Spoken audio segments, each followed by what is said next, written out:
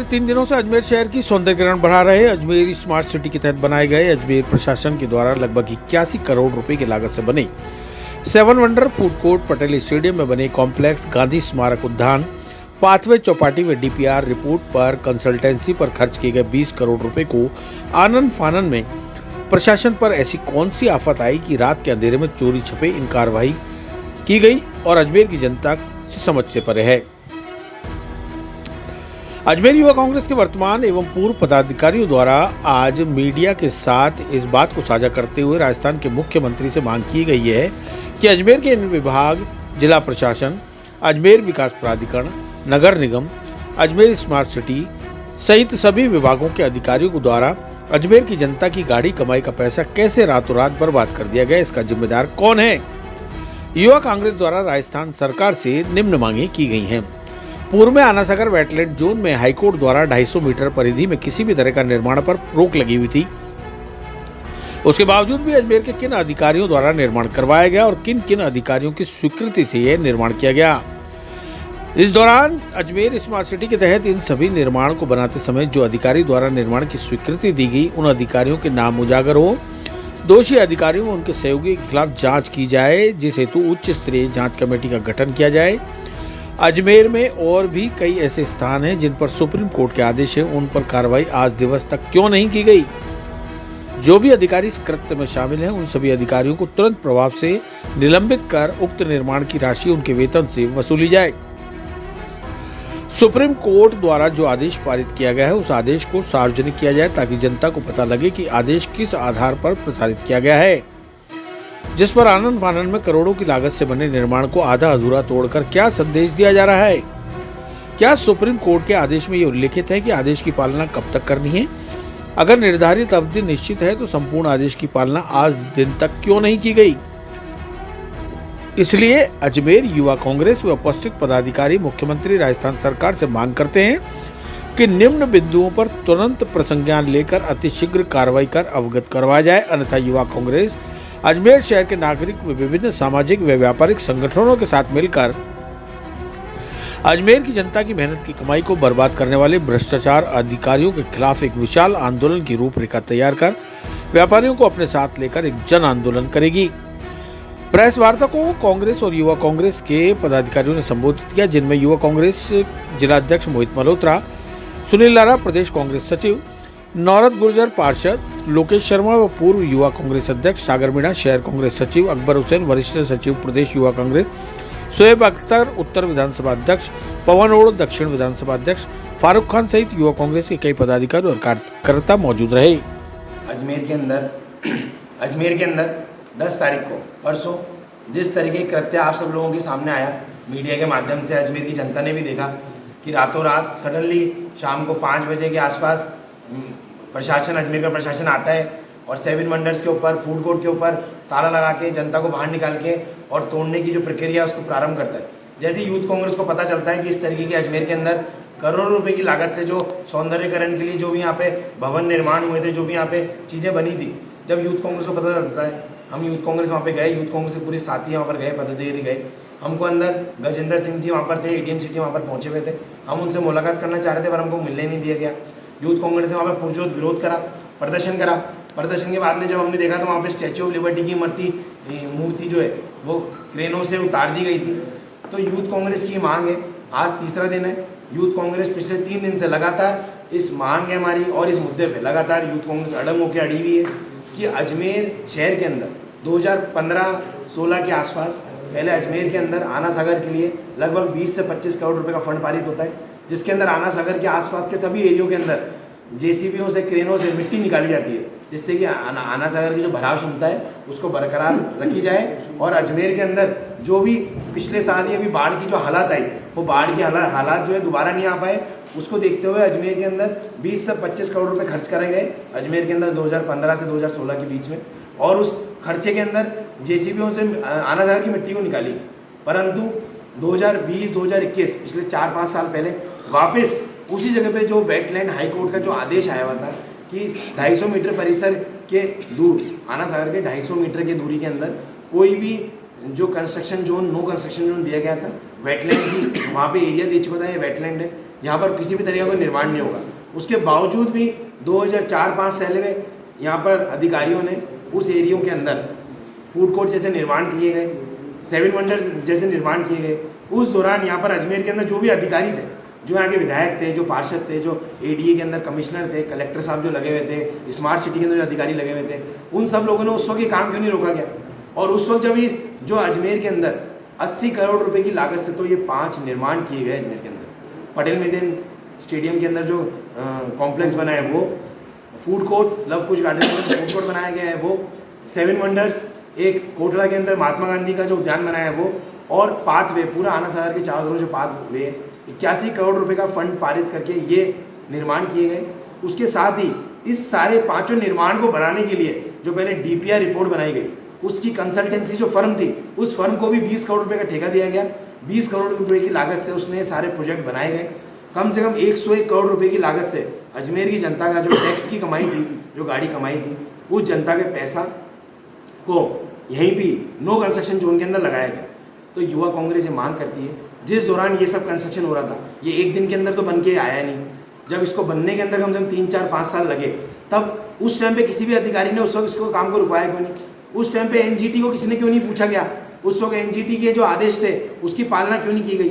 तो जिस तरीके की जो भी घटना कृत्य हुआ गया अजमेर के अंदर, तो अजमेर के अंदर इस घटना पे युवा कांग्रेस किसी भी तरीके से बर्दाश्त नहीं करेगी। युवा कांग्रेस सड़कों पे उतरेगी। आज तीसरा दिन है, 3 दिन तक लगातार युवा कांग्रेस सड़कों पे उतर के प्रदर्शन कर रही है। आगामी दिनों के अंदर भी युवा कांग्रेस हर वार्ड में जाएगी, हर बूथ स्तर पे जाएगी, वार्ड में जाएगी। वार्ड की जनता को इस जो कृत्य किया गया है अजमेर की जो भ्रष्टाचारियों के खिलाफ में यूथ कांग्रेस सड़कों पे उतर के इन सब के मुद्दों के ऊपर जनता को लेकर आएगी। और अगर हमारी ये जो मांग है, आज हमने 7 मांगे हमने यहाँ पर रखी गई है। पहली मांग ये है, जो भी भाई मोहित मल्होत्रा जी ने आज ये प्रेस कॉन्फ्रेंस बुलाई है और विशेष रूप से जो अजमेर स्मार्ट सिटी के लिए इसके लिए जो एनजीटी का आदेश आया है उसको लेकर के अभी तोड़फोड़ की कार्रवाई कर रही है। तो मैं आपके माध्यम से, आप सबको पता है और अजमेर वासियों को भी पता है कि किस तरह से आनन फानन में आना सागर की जो परिधि के अंदर 200-250 मीटर की परिधि में निर्माण हुए, और उस समय भी यहाँ के विधायक महोदय हमारे भारतीय जनता पार्टी के थे। आज भी राजस्थान के अंदर सरकार भारतीय जनता पार्टी की है। और विशेष रूप से हमारे माननीय विधानसभा के अध्यक्ष जी जो हमारे उत्तर विधानसभा के हैं, मैं उनसे भी मांग करता हूं कि आखिर जो प्रशासन के अधिकारी हैं उनकी तानाशाही और उनकी दादागिरी देखिए कि क्यों तो ये 7 वंडर्स वगैरह बनाए गए, जब हाईकोर्ट का आदेश है, एनजीटी का आदेश है, पहले से पता है कि आना सागर की जो 250 मीटर की परिधि में 9 कंस्ट्रक्शन जोन है, तो इसके बावजूद इनका पहले निर्माण किया गया। तो किन अधिकारियों की लापरवाही रही? तो मैं उनसे मांग करता हूं कि क्योंकि आज सरकार उनकी है तो ऐसे अधिकारियों के खिलाफ तुरंत प्रभाव से कार्रवाई होनी चाहिए। और जो प्रशासन के अधिकारी, चाहे वो किसी भी स्तर का बड़ा अधिकारी क्यों न हो, स्मार्ट सिटी के नाम पर जो करोड़ों रुपए जनता का वेस्ट गया है उसका जिम्मेदार कौन है, उसकी भी सार्वजनिक आम जनता के सामने आना चाहिए। और जो युवक कांग्रेस के हमारे साथियों ने बात उठाई है, ये बिल्कुल सही है कि आज अजमेर की जनता अपने आप को ठगा सा महसूस कर रही है कि फूड कोर्ट, 7 वंडर्स और ऐसे बहुत सी सरकारी इमारतें जिनमें करोड़ों रुपए की लागत से स्मार्ट सिटी के पैसों की बर्बादी की गई और अब एनजीटी के आदेश पे इनको तोड़ा जा रहा है। तो आखिर किस तरह से जनता अपने आप को ठगा सा महसूस कर रही है? और मैं तो मांग करता हूँ हमारे निगम के भी जो अधिकारी हैं और जो भ्रष्ट अधिकारी है, तानाशाही है अधिकारियों की, और अजमेर में विशेष रूप से मुझे ये बड़े दुख के साथ कहना पड़ रहा है कि यहाँ के जितने हमारे बड़े जनप्रतिनिधि हैं वो आखिर ऐसे चुपचाप देखते रहेंगे तो जनता के पैसों की बर्बादी होगी। और इसको हम यूथ कांग्रेस के साथी और मैन कांग्रेस पार्टी, हम सब लोग कोई भी सहन नहीं करता। हमारे निगम के अंदर भी हमने कई बार डिमांड उठाई थी, हम पार्षद होने के नाते, कि जनता के पैसों का दुरुपयोग हो रहा है, स्मार्ट सिटी में पैसों का दुरुपयोग हो रहा है और वास्तव में केवल सरकारी इमारतें बनाई गई स्मार्ट सिटी के पैसे में। कोई भी जनहित के काम, आज भी जो सीवरेज के काम हैं, जो स्मार्ट सिटी में सीवरेज डलनी चाहिए थी, चाहे मेरे वार्ड क्षेत्र सिविल लाइन ले लो या पुलिस लाइन ले लो या पूरे शहर के अंदर, कोई भी जो सीवरेज का भी प्रॉपर आज तक जो सीवरेज ट्रीटमेंट प्लांट है वो भी प्रॉपर नहीं चल रहा है। तो ऐसे जो लाखों रुपए, करोड़ों रुपए जनता के पैसे बर्बाद हो रहे हैं। और जो ये अभी विशेष रूप से जो आज ये प्रेस कॉन्फ्रेंस बुलाई गई है, स्मार्ट सिटी के तहत जो पैसों की बर्बादी की गई है और अभी जो कल से जो यहाँ पर तोड़े जा रहे हैं निर्माण, अच्छी बात है, सुप्रीम कोर्ट का आदेश मान्य है, कोई सुप्रीम कोर्ट से बड़ा नहीं है, एनजीटी का जो आदेश है उनकी पालना करनी चाहिए। लेकिन आखिर कौन अधिकारी दोषी है इस सारे पैसा लगाने में? जो पैसों की बर्बादी हुई है उसका जिम्मेदार कौन है?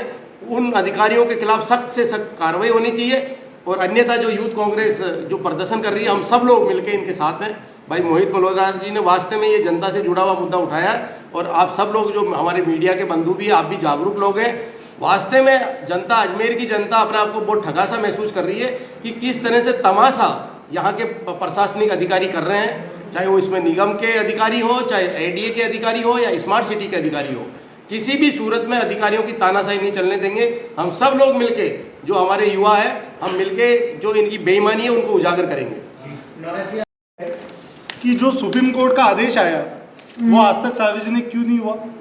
क्या अजमेर की जनता को अधिकार नहीं है कि वो देख सके कि सुप्रीम कोर्ट का आदेश आज आया है या पहले से आया हुआ था? और आधी रात को, मध्य रात्रि को, सूरज अस्त के बाद, शायद बाइलॉज में भी ऐसा लिखा हुआ है कि तोड़ फोड़ की व्यवस्था नहीं करनी चाहिए, जबकि वहाँ कोई ऐसा पक्का निर्माण नहीं था, ना छत थी, खुला हुआ था, ग्रीनरी थी। तो ऐसी क्या आफत आई कि गेट के ताला लगाकर मध्य रात्रि को कार्रवाई करनी पड़ी? अजमेर प्रशासन के पास ऐसी कौन सी मजबूरी आ गई कि उन्हें मध्य रात्रि को काम करना पड़ा? हमारी ये मांग है जिला प्रशासन से, जिला कलेक्टर महोदय से, संभावित आयुक्त महोदय से, कि जो सुप्रीम कोर्ट का आदेश है वो सार्वजनिक किया जाना चाहिए, ताकि अजमेर की जनता को पता चले कि आदेश कब आया और उसको तोड़ने की तिथि क्या थी। यदि पहले थी तो क्यों कार्रवाई नहीं हुई, और अगर थी तो आज तक क्यों रुके गए? पहला क्वेश्चन हमारा ये है। दूसरा क्वेश्चन हमारा ये है, यहाँ तो सारे अधिकारी भ्रष्ट है। हम राजस्थान के मुख्यमंत्री से ये मांग करते हैं कि केंद्र से, सरकार से बजट आया स्मार्ट सिटी का और राज्य सरकार उनकी है, यहाँ के विधायक उनके हैं, 25 साल से मेयर उनके हैं, तो क्यों ना इसकी एक जांच कमेटी बनाई जाए और दोषी अधिकारियों के खिलाफ कार्रवाई की जानी चाहिए।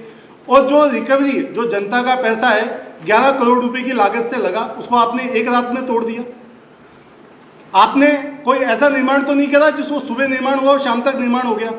और जब 5 साल से बन रहा था, एक दिन में निर्माण हुआ नहीं, 2 दिन में निर्माण हुआ नहीं, आज इतना समय में निर्माण हुआ, 3 साल 4 साल लगे, तो क्यों गाइडलाइन की पालना की गई? और जब कोई प्रोजेक्ट पास होता है तो केवल एक अधिकारी, कोई IAS या RS अधिकारी नहीं जो करता, स्थानीय विधायक, यहाँ का मेयर, इंजीनियर, JEN, एक्शन, सभी लोग रिपोर्ट तैयार करते हैं। तो क्या सभी लोग मूर्ख थे? कोई विवेकशील नहीं था कि भाई ग्रीन जोन में बन रहा है और पहले जब कोर्ट से स्टे आ गया, उसके बाद सरकार सुप्रीम कोर्ट गई तो उस वक्त क्यों नहीं रोका गया? तो हमारा ये मानना है कि कहीं ना कहीं इसमें बहुत बड़ा भ्रष्टाचार हुआ है और ये साफ दिख रहा है। कई लोगों को बचाने के लिए आधी रात को इस तरह की कार्रवाई की जाती है ताकि वो बेनकाब नहीं हो जाए, उस पर पर्दा डाला जा रहा है। लेकिन युवा कांग्रेस मीडिया के माध्यम से ये कहना चाहता है, ना युवा कांग्रेस का साथी कभी रुका है, ना दबा है, ना दबेगा। हम लोग इस कार्रवाई को, आज तीसरा दिन है, पहले दिन हमने वहाँ विरोध करा तो हमें अंदर नहीं जाने दिया। क्यों नहीं जाने दिया? हम वहाँ SDM जो थे अधिकारी, उनसे बात करना चाहते थे तो गेट पर ताला लगा दिया। क्यों? एक जनता का अधिकार नहीं, हम एक नागरिक नहीं है क्या? हमें पूछने का अधिकार नहीं है कि साहब ये कार्रवाई क्यों हो रही? लेकिन हमें रोक दिया गया। हमने टायर जला के विरोध किया। कल हम संभागीय कार्यालय जाते हैं तो वहाँ पुलिस का जाब्ता लगा दिया जाता है। क्यों भाई? हम कोई चोरी कर रहे हैं क्या? हम अपने अधिकारियों की जानकारी मांग रहे हैं। हम अपने अधिकारियों के लिए आगे नहीं आ सकते क्या? हम एक हस्ताक्षर अभियान चलाएंगे, हम जयपुर जाएंगे, हमारा एक रोड मैप तैयार है। हम इस मुद्दे को लेकर आर पार की लड़ाई के मंशा के मूड में हैं। हम रुकने वाले नहीं हैं। हम बंद कमरे में बैठ के विचार विमर्श करने वाले लोग नहीं है, युवा हैं और हम अपने अधिकारों के लिए कतई भी चुप नहीं रहेंगे। जो भी अधिकारी हो, या तो वो तुरंत प्रभाव से उनको निलंबित किया जाए और उनके खिलाफ जांच बिठाई जाए, उनकी सैलरी से पैसा ले लिया जाए। यदि ऐसा नहीं होता तो युवा कांग्रेस पुरजोर विरोध करेगा। दिसंबर 2022 में एनजीटी का आदेश आया था कि ये सब कुछ तोड़ा जाएगा, तब आपने इस विषय को क्यों उठाया? अभी आपने कहा भाजपा की सरकार में हुआ, देखिए, कांग्रेस को रिप्रेजेंट करते हैं, कांग्रेस की सरकार थी। बिल्कुल कांग्रेस को रिप्रेजेंट कर रहे हैं, लेकिन आप देखना, हमने उस समय भी समय समय पर जब भी हमारी नगर निगम की साधारण सभा हुई, हमने ये बात उठाई थी कि अजमेर के अंदर स्मार्ट सिटी के पैसों का अधिकारी अपने मनमाने तरीके से लगा रहे हैं। अधिकारी उसमें हमारा कोई प्रतिनिधि, जनप्रतिनिधि को शामिल नहीं कर रहे हैं। हमने जो आना सागर के अंदर काजी का नाला आ रहा है, उसको लेकर के भी मैंने प्रस्ताव कलेक्टर साहब को उस समय दिया था। इसके अलावा जो स्मार्ट सिटी के अंदर एक पार्क बनाने का प्रस्ताव मैंने दिया था, जो जवाहर स्कूल के अंदर पार्क बनाया भी गया था, एडीए के कार्यकारी एजेंसी एडीए थी। लेकिन स्मार्ट सिटी के कामों के अंदर जो मॉनिटरिंग थी उसमें किसी भी प्रकार से कभी हमारे को जनप्रतिनिधि को शामिल नहीं किया गया। और आज भी मैं कह रहा हूँ आपको, यदि जनप्रतिनिधि को शामिल किया जाता तो इस तरह से जनता के पैसों का दुरुपयोग नहीं होता। आज जो आप कह रहे हो कि एनजीटी के जो आदेश थे, आज भी एनजीटी का आदेश तो ये भी है कि जो गंदे नाले हैं आना सागर में नहीं गिरने चाहिए, और सीवरेज ट्रीटमेंट प्लांट पे लाखों करोड़ रुपए खर्च किए गए। लेकिन आप देख लो आज भी गंदगी, सारे जो गटरों की गंदगी है वो नालों के माध्यम से आना सागर में जारी है। अब माननीय न्यायालय का आदेश सर्वोपरि जारी कर रहा है, 3 दिन से लगातार आप प्रदर्शन कर रहे हैं, आगे की क्या रणनीति है, क्या रूप? देखिए आज प्रशासन को करनी है और कार्यवाही अनवरत जारी है। हम अजमेर के अंदर जो प्रशासनिक अधिकारी जो मनमानी कर रहे हैं, जो तानाशाही कर रहे हैं और जो मोटी रकम कमा रहे हैं बैठ के ठेकेदारों से, उनके खिलाफ मुहिम चलाएंगे। और ये जो भ्रष्टाचार का खेल है वो किसी भी सूरत में हम सहन नहीं करेंगे। जनता के सामने इनकी कमियों को उजागर करेंगे। और आना सागर जो परिधि क्षेत्र के अंदर जो 9 कंस्ट्रक्शन जोन के अंदर जो निर्माण किए गए, जो भी जवाबदारी अधिकारी हो, मैं आज जनप्रतिनिधि हूँ, पार्षद हूँ, आज मेरी जवाबदारी यह हो कि मैं अवैध निर्माण के खिलाफ कार्रवाई कर सकता हूँ, तो मेरे हाथ में नहीं है ये। लेकिन जिस जिम्मेदार अधिकारी की लापरवाही से ये हो रहा है तो उनके खिलाफ में हम आवाज़ उठाएंगे जनता पे। और आज हम विपक्ष में हैं तो हमारा जो दायित्व बनता है कि जनता की आवाज़ को उठाना, वो हम उठा रहे हैं। में शामिल थे उन अधिकारियों का नाम उजागर हो। राजस्थान सरकार के मुख्यमंत्री जी से हमारा ये निवेदन है, हम मीडिया के माध्यम से उनसे निवेदन करते हैं, मांग करते हैं कि उन सभी अधिकारियों का नाम उजागर हो। सबसे पहले उन अधिकारियों को निलंबित किया जाए। निलंबित करने के साथ ही उनकी जो तनख्वाह है, उनका जो वेतन है, उसको होल्ड किया जाए। क्योंकि जो टूट रहा है, जो तोड़ने की कार्रवाई शुरू कर दी गई है, उस तोड़ने की जो राशि है, लागत राशि, वो लागत राशि कहाँ से आएगी? उस लागत राशि की भरपाई कौन करेगा? 101 करोड़ रुपये छोटा अमाउंट नहीं है। उसकी भरपाई कौन करेगा? उस भरपाई के लिए वो जितने भी अधिकारी हैं, भ्रष्ट अधिकारी हैं, उनको निलंबित करते हुए उनकी वेतन से इस राशि को वसूला जाए। साथ ही उच्च स्तरीय जांच कमेटी को बिठाया जाए, जांच कमेटी गठित हो और गठित के साथ साथ में जो भी दोषी अधिकारी हैं उन पर सख्त से कार्रवाई हो जाए। ये यूथ कांग्रेस की मांग है। अगर हमारी मांग को पूरा नहीं किया गया तो आने वाले दिनों के अंदर लगातार यूथ कांग्रेस सड़कों पर उतरेगी। जैसे कि हमारे यूथ कांग्रेस में मेरे बड़े भाई हैं, उन्होंने जो बात कही कि यूथ कांग्रेस विधानसभा तक पहुँचेगी। अजमेर में प्रदर्शन के बाद में यूथ कांग्रेस विधानसभा तक भी पहुंचेगी, लाठियां भी खाएगी। पर जब तक उन अधिकारियों को, उन दोषियों को, जब तक वो निलंबित नहीं होंगे, उनके खिलाफ जांच कमेटी नहीं बैठेगी, उनको सजा नहीं होगी, तब तक यूथ कांग्रेस हार नहीं मानेगी। ये यूथ कांग्रेस की मांग है। हम जब जो भी 7 वंडर्स जब तोड़ा जा रहा था, जब यूथ कांग्रेस वहाँ पे गई, हम लोगों ने गेट पे रोकने की कोशिश करी। हम लोगों ने गेट को रोकने की कोशिश करी, गजेंद्र सिंह जी से मुलाकात करने की कोशिश करी। वहाँ के पुलिस प्रशासन ने, सारा अजमेर का प्रशासन है, उन्होंने सुप्रीम कोर्ट का नोटिस की अवमानना देके हमको अंदर नहीं जाने दिया। तो यूथ कांग्रेस ये भी मांग करती है कि जो भी नोटिस आया है, एनजीटी का नोटिस हो, हाई कोर्ट का नोटिस आया हो, उसको सार्वजनिक किया जाए। क्योंकि उस नोटिस को जनता के अंदर बीच में बताया तो जाए कौन सा नोटिस आया है। क्या सुप्रीम कोर्ट के जो मजिस्ट्रेट साहब बैठे हुए हैं, उनको पता है यहाँ पे 100 करोड़ की लागत से इतने बड़े सौंदर्यकरण के लिए निर्माण हुए, वो भी एक दिन के अंदर ये नहीं बोल देंगे कि एक दिन के अंदर इसको तोड़ा जाए। और आज हमारी यही मांग है कि सबसे पहले उन अधिकारियों को निलंबित करा जाए, उनकी वेतन राशि से यहाँ की जो लागत लगी है 101 करोड़ रुपए, उस राशि को वसूला जाए, उसके बाद ही उन निर्माणों को रोका जाए। यही यूथ कांग्रेस की मांग है। चिरंजीवी भव भाग 1 7 चिरंजीवियों के रहस्य की वैज्ञानिक खोज करें। नरेश राघानी मधुकर की चिरंजीवी भव विज्ञान कथा और पौराणिक कथाओं का एक असाधारण मिश्रण है जो आपको प्राचीन हिंदू पुराणों के माध्यम से एक रोमांचकारी यात्रा पर ले चलेगी। हिंदी और अंग्रेजी में उपलब्ध है। अपनी कॉपी आज ही बुक करें।